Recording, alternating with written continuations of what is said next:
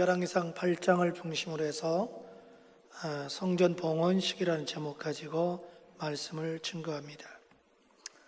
여러분, 우리가 하나님의 은혜 가운데 이렇게 무사히 성전을 완공하고 오늘 우리가 뜻깊은 봉헌식을 거행하게 되었습니다. 이 모든 영광 하나님 아버지께 돌립니다. 박수로 한번 영광 돌립시다. 정말 바라기는 우리 교회 위에 언제나 하나님의 영광 임재하시고 또 십자가의 능력이 나타나고 성령의 기름 부음이 함께 하시길 바랍니다. 정말 우리 교회가 구원의 방주가 되고 또 치유의 재단 되고 성령의 용광로가 되고 또 물된 동산이 되고 또 영적 오아시스가 되고 푸른 주장이 되기를 주의 이름으로 축복합니다. 오늘 본문의 내용은요, 솔로몬이 7년 6개월 동안 온 정성을 다해서 성전을 완공하고 아주 거대하게 봉헌식을 거행하게 됩니다. 근데 솔로몬이 성전 봉헌식을 하면서 가장 처음에 이런 고백을 합니다.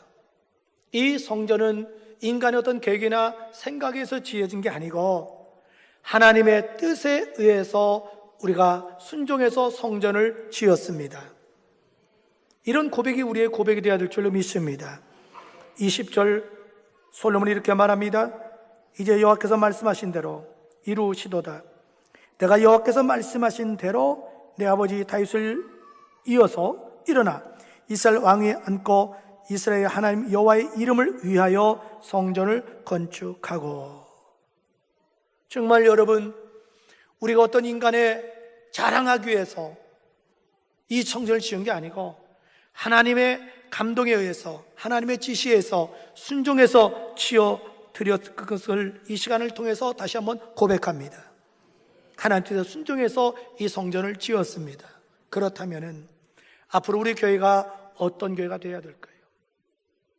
오늘 열왕기상 8장의 솔로몬의 이 기도와 봉헌식 내용을 통해서 우리는 우리 교회가 앞으로 나가야 될 방향과 비전을 찾아야 할 겁니다. 그렇다면 우리 교회가 어떤 교회가 되어야 될까요? 그건 예수 그리스도를 만나는 곳이 되어야 될 줄로 믿습니다. 여러분, 솔로몬이요, 성전을 이렇게 완공했잖아요. 그러면서 성전 안에 기구를 다 들여놓는 거예요. 그래서 4절 보면 이렇게 말합니다. 여호와의 궤와 회막과 성막 안에 모든 거룩한 기구들을 메고 올라가되 제사장과 레위 사람들이 그것을 메고 올라가매 그랬습니다. 이 성전을 완공한 다음에 그 안에 뭘 채워야 되잖아요. 근데 성막 안에 있던 그 기구들로 이제 다시 들여놓는 거예요. 근데 성전에 들여놓은 기구가 다 영적인 의미가 있다라는 거죠. 그런 여러분, 노제단은 죄사함과 구속을 상징합니다. 그리고 물두멍은 거룩을 상징합니다. 진짜 성전 안에 이렇게 들어오면 한쪽에 촛대가 있거든요. 빛을 상징하고 생명을 상징하고 성령 충만을 상징해요. 그 맞은편에 떡상이 있어요. 떡상은 말씀을 상징합니다. 이 가운데에 향단이 있어요. 이것은 중보기도를 상징합니다. 이제 지성소 안에 들어오면 속죄소라고 그러죠. 그 안에 법궤가 있어요. 이건 하나님의 임재와 하나님의 말씀을 상징합니다. 근데 여러분, 모세가 지었던 그 성막 안의 모든 기구들, 그것이 이제 솔로몬의 성전 짓고 다 들어왔는데요, 이것은 뭘 또 영적으로 의미하냐면 예수 그리스도를 의미합니다. 예수 그리스도를 나타내요. 구약의 모든 것은 다 예수 그리스도를 나타냅니다. 가령 성전의 문은 구원자 되시는 예수를, 성전에 들어서 노제단은 우리 죄를 대속해서 위하여 십자가에서 제물이 되어 돌아가신 예수님, 속죄 제물이신 예수를 나타내고, 물두멍 우리를 거룩게 하신 예수를 나타내고, 성소 안에 들어와서 촛대는 빛 되신 예수, 떡상은 말씀 되신 예수, 그 다음에 향단은 중보자 되시는 예수, 이 속죄소는 온전히 자신을 헌신하신 예수, 그러니까 모든 것이 다 예수를 나타냅니다. 여러분, 이 성전이 예수의 몸이잖아요. 성전 안에 있는 모든 기구가 예수를 나타낸다는 것이 어떤 의미가 있냐 이거죠. 그것은 누구든지 성전에 들어와서는 예수를 만나야 된다. 아멘. 여러분, 성전 안에서 종교의식 행하는 게 중요한 게 아니잖아요. 어떤 내 친구 만나서 교제하는 게 중요한 게 아니에요. 정말 성전의 핵심이 뭐냐? 예수 만나는 곳이 돼야 된다 이거지요. 왜냐하면 예수 만날 때만 죄사함 받을 수 있고, 예수를 만나야 영생을 얻고, 예수 만나야 평강을 누리고, 예수 만나야 능력을 받고, 예수 만나야 치료받고, 예수 만나야 축복을 받고, 예수 만나야 사회의 천국에 가고, 예수 만나야 예수님 재림할 때에 생명의 부활에 참여하는 줄로 믿습니다. 정말 저는 우리 교회가 누가 들어오든지 복음의 진리를 깨닫고 예수 만나는 재단 되기를 주님으로 축복합니다. 둘째로 우리 교회가 어떤 교회가 되어야 될까요? 그것은 바로 하나님께 예배 드리는 곳이 되어야 합니다. 여러분, 솔로몬이요, 이제 성전을 완공하고 기구를 드러났잖아요. 그럼 맨 먼저 한 일이 뭔 줄 압니까? 하나님께 제사 지내는 거였어요. 자, 5절 봅시다. 솔로몬 왕과 그 앞에 모인 이스라엘 회중이 그와 함께 그 궤 앞에 있어 양과 소로 제사를 지냈으니 그 수가 많아 기록할 수도 없고 셀 수도 없었더라. 아멘. 솔로몬이 제사를 지냈어요. 제사가 오늘날 우리 뭐지요? 예배잖아요. 근데 솔로몬은요, 우리처럼 이렇게 하루 봉헌식 한 게 아니에요. 무려 14일 동안 봉헌식을 했어요. 왜냐하면 그때가 초막절하고 겹쳤기 때문에 14일 동안 하나님께 봉헌식을 거행하는데 얼마나 많은 제사를 드렸는지 몰라요? 번제도 드리고 소제도 드리고 화목제도 드리고 생제물도 드리는 거예요. 63절과 64절 볼까요? 솔로몬이 화목제의 생제물을 드렸으니 곧 여호와께 드린 소가 22,000마리요 양이 12만 마리라. 이와 같이 왕과 모든 이스라엘 자손이 여호와의 성전에 봉헌식을 행하였는데 그날의 왕이 여호와의 성전 앞들 가운데를 거룩히 구별하고 거기서 번제와 소제와 감사제물의 기름을 드렸으니 이는 여호와의 앞 놋제단이 작으므로 번제물과 소제물과 화목제 기름을 다 용납할 수 없음이라. 아멘. 여러분, 그냥 계속해서 제사를 지내는 거예요. 여러분, 2주 만에 소가 22,000마리니까 한번 나눠보세요. 14로 값으로 따져봐. 여러분, 양이 12만 마리니까 한번 계산해보세요. 얼마나 감격스럽게 제사 지냈겠어요. 그런데 솔로몬이 하나님께 이렇게 2주 동안에 봉헌식 때 제사 지낼 때 어떻게 지내냐는 거죠. 우리 그걸 배워야 되거든요. 다시 우리가 예배 드릴 때 어떤 자세로 예배 드리냐 이거죠. 솔로몬이 봉헌식 때 제사 지낼 때 가장 핵심은 뭐였냐면 거룩한 제사를 드렸다는 겁니다. 그래서 64절에 보면 거룩히 구별하여 그랬거든요. 여러분, 우리가 제사를 드리는 대상이 누구예요? 하나님 아버지잖아요. 우리 하나님은 거룩하신 분이잖아요. 그러니까 거룩한 제사를 받으시는 거예요. 그래서 여러분, 하나님께 제사 드릴 때 제물 드릴 때는 흠이 없고 점이 없고 깨끗한 것을 잡아드리는 거예요. 정말 주님이 우리에게 원하는 제사가 뭔 줄 아세요? 그건 거룩한 제사를 원하는 거예요. 그럼 어떻게 거룩한 제사를 드릴 수 있냐는 거죠. 그래서 먼저 철저히 회개해야 됩니다. 여러분, 죄는요, 이 구름과 같아요. 아무리 태양이 내리쬐도 구름이 끼면은 태양을 볼 수 없어요. 마찬가지로 여러분이 죄를 가지고 그냥 예배 드리면 예배가 상달이 안 되는 거예요. 그래서 여러분이 거룩한 예배 드리려면 일찍 와가지고 먼저 주님 앞에 조용히 내가 말씀대로 살지 못한 거, 하나님 영광 가린 거, 십자가를 욕되게 한 거, 성령을 근심시켜드린 거, 육신의 정욕, 안목의 정욕, 이생의 자랑을 따라서 산 거, 내 마음으로 생각으로 육체로 죄를 진 거, 이거 낱낱이 회개해야 된다 이 말이죠. 그리고 예배 드릴 때 주님과 나 사이에 막힌 죄악의 담이 무너져버리고 하늘 문이 열리고 예배가 상달된 줄로 믿습니다. 여러분, 우리나라 유교 문화잖아요. 지금도 여러분 양반네 행사하신 분들 보면요, 제삿날이 돌아오면요, 한 사흘 전부터 부정 탄다고 장례식도 안 가요. 가장 좋은 과일과 생선과 고기를 사가지고 온 정성을 다해서 다 음식을 만들어서 아주 정성껏 올려놓고 그리고 제사 지내요. 여러분, 신약에서는요, 우리가 제물이잖아요. 근데 내 제물이 깨끗하게 하나님께 제물 드려야지. 여러분, 더럽게 제물 드리면 되겠어요? 저는 어렸을 때부터 신앙생활 했잖아요. 어렸을 때도 우리 부모님들 보면요, 참 지극정성해요. 토요일날 되면, 아니면 주일날 새벽 되면요, 다 목욕제 갑니다. 그 추울 때도. 그리고 언제나 옷을 깨끗이 데려 입어요. 지금이야 여러분 뭐 옷이 많고 세탁소에 맡기면 되지, 옛날 그런 게 어디가 있어요? 요즘도 뭐 발달해서 뭐 전기로 이렇게 대리미짓 하지만 옛날엔 그게 아니잖아요. 숯불에다가 이렇게 올려놓고 하잖아요. 광물에다 푹 물 뿌리고 입으로. 그래가지고 이렇게 데려 입잖아요. 그리고 저희들 교회 갈 때도 헌금을 그냥 주는 법이 없어요. 저희 어머니가 꼭 대리미질 해가지고 줘요. 얼마나 예배드리는데 정성 들었는지 몰라요. 근데 하나님이 역사 안 하겠어요? 그래서 우리가 하나가 예배드릴 때 왜 일찍 와서 준비하라 하냐면, 거룩한 예배를 드릴 때 하늘문이 열리고 상달되기 때문에 그런 거예요. 그 다음에 솔로몬은 어떻게 제사 지냈냐면 아주 감격스럽게 제사 지냈어요.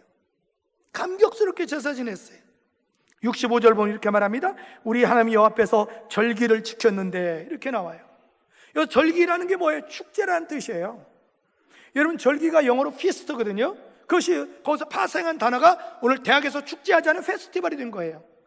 그러니까 주님이 우리에게 그동안에 구원해 주시고 베푸는 사랑과 은혜가 감사해서 감격스럽게 기쁨으로 예배드려야 될 줄로 믿습니다. 찬양할 때도 감격스럽게 기쁨으로, 막 기도할 때도 감격스럽게, 말씀 들 때도 막 감격스러운 마음으로 아멘 아멘 하면서, 그래도 아멘 안 해. 감격스럽게 연보를 드려도 감사한 마음으로, 인색감을 억지로 하지 말지니 하나님을 즐겨하는 자를 사랑한다. 그 다음에 어떻게 제사 지내야 되느냐? 온전히 헌신한 제사를 지내야 돼. 이스라엘 백성들 보십시오. 무려 2주 동안에 셀 수 없을 정도로 많은 짐승을 드렸어요. 그 중에는 부자도 있지만 가난한 사람도 있지 않겠습니까? 63절은 말합니다. 솔로몬이 화목제 희생제물을 드렸으니 곧 여호와께서 드린 소가 22,000마리요 양이 12만 마리라. 이와 같이 왕과 모든 이스라엘 자손이 여호와의 성전의 봉헌식을 행했다. 이렇게 나갑니다. 정말 여러분, 우리 교회는 진정한 예배당이 되기를 축복합니다.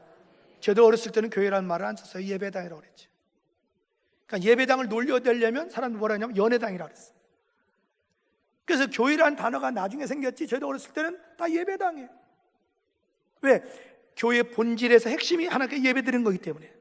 저는 이곳에 누가 와서 예배드린지 간에 하늘문이 열리고 여러분이 예배가 상달되고 예배를 통해서 하나님이 주시는 사랑과 은혜와 능력과 축복과 평강을 경험하기를 주의 이름으로 축복합니다. 셋째로, 우리 교회는 어떤 교회가 되어야 될까요? 만민이 기도하는 곳이 되어야 합니다. 22절 보면 솔로몬이 여호와의 제단 앞에서 이스라엘 온 회중과 마주서서 하늘을 향하여 손을 펴고, 38절 39절은 이렇게 말합니다. 솔로몬이 이렇게 기도합니다. 한 사람이나 혹 주의 온 백성이 이스라엘이 다 각각 자기의 마음의 재앙을 깨닫고 이 성전을 향하여 손을 펴고 무슨 기도나 무슨 간구를 하거든 주는 계신 곳 하늘에서 들으시고 사하시며 각 사람의 마음을 아시오니 그들의 모든 행위대로 행하사 갚으시옵소서. 주만 홀로 사람의 마음을 다 아심이니이다. 54절에 이렇게 말합니다. 솔로몬이 무릎을 꿇고 손을 펴서 하늘을 향하여 이 기도와 간구로 여호와께 아뢰기를 마치고 여호와 제단 앞에서 일어나니라. 솔로몬이 봉헌식에 이제 기도하는데 무릎 탁 꿇고 두 손 들고 하나님을 향하여 기도하는 거예요. 핵심이 뭐냐면 누구든지 성전이나 성전을 향하여 기도하면 들어주시옵소서.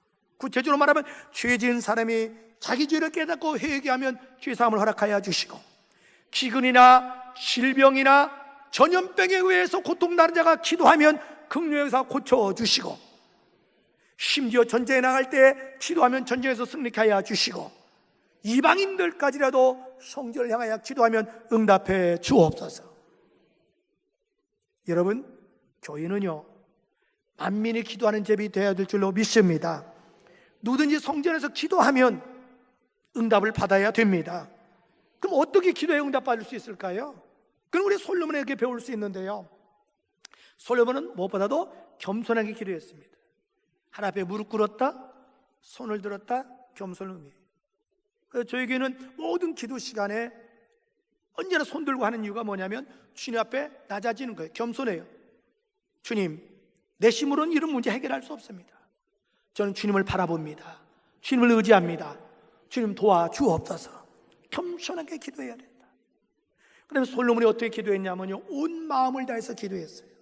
여러분, 기도할 때는요, 성경에 골반 기도하라고 그랬어요. 이게 뭐냐면, 기도할 때 잡념이 내 머릿속에 들어오면 안 돼요.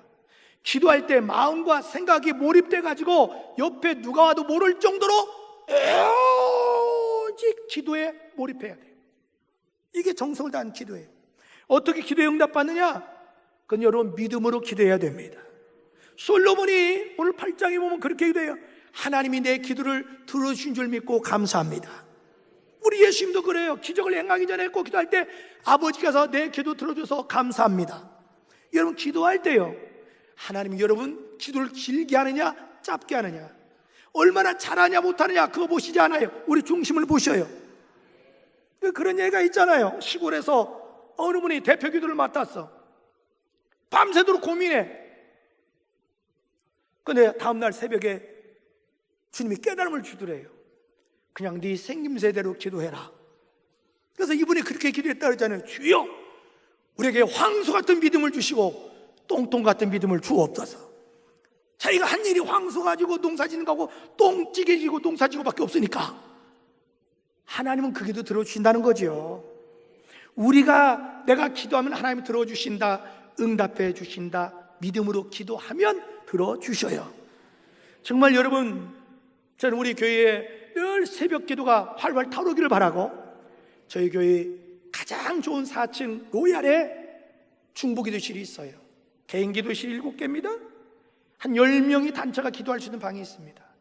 저는 365일 24시간 우리 중보기도실에 기도하는 용사들로 가득 차기를 주님으로 축복합니다. 넷째로, 우리 교회는 어떤 교회가 되어야 될까요? 만민에게 복음을 증거하는 곳이 되어야 합니다. 여러분, 60절 한번 다 같이 읽어봅시다. 60절 다 같이요. 시작. 아니, 다 같이 큰 소리로.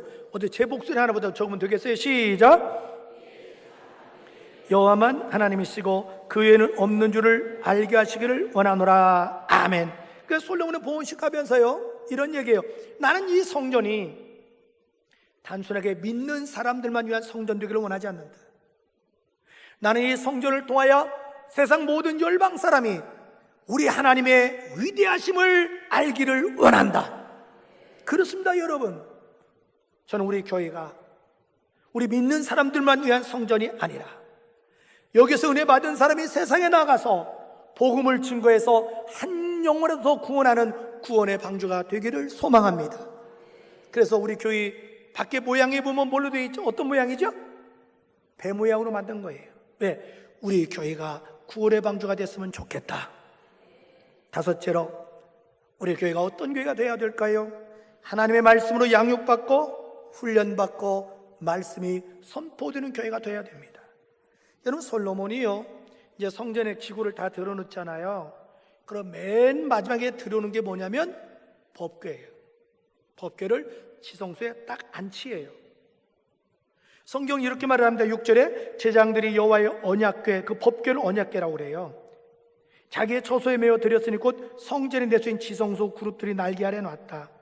근데 그 언약궤 법궤 안에는 뭐 들어있느냐? 오직 한 가지예요. 십계명, 돌판. 9절 보니 이렇게 말합니다. 궤 안에는 두 돌판 위에 아무것도 없다. 이 두 돌판이 뭐냐면요, 모세가 시내산에서 하나님께 십계명 받았잖아요. 그 돌판이에요. 이게 우리가 뭘 가르쳐 주냐면요, 교회의 가장 중요한 요소 중 하나는 뭐냐면 하나님의 말씀이 되어야 된다, 이 말이에요. 말씀이 돼야 돼요. 교회에서는 하나님의 말씀이 선포되고 하나님의 말씀으로 양육받고 훈련받아서 우리 신앙이 성숙한 그리스도인, 예수를 닮아가는 사람, 그래서 우리 믿음이 견고한 사람, 선악간에 분별한 사람, 말씀을 써서 신앙과 인격이 다듬어지는 그런 사람이 돼야 된다, 이 말이죠. 여러분, 하나님이 어떤 자와 함께 할까요?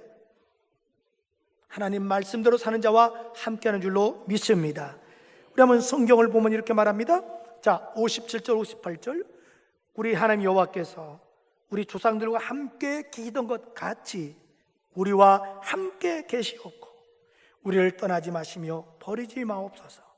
우리의 마음을 주께로 향하여 그의 모든 길로 행하게 하시오며 우리 조상들에게 명령하신 계명과 법도와 율례를 지키게 하시기를 원하오며. 이런 얘기예요. 솔로몬이 주님, 우리 조상들이 특별히 자기 아버지 다윗이 주의 말씀대로 살았기 때문에 하나님이 함께 해주신 거 저는 압니다. 나를 비롯해서 온 백성들이 앞으로도 하나님의 말씀대로 살게 하여 주옵소서. 그러면 하나님이 우리와 함께 해주실 줄로 믿습니다. 여러분, 봉헌식을 마치고 났을 때 그날 밤에 솔로몬에게 하나님이 나타나셨습니다. 이렇게 말씀하십니다.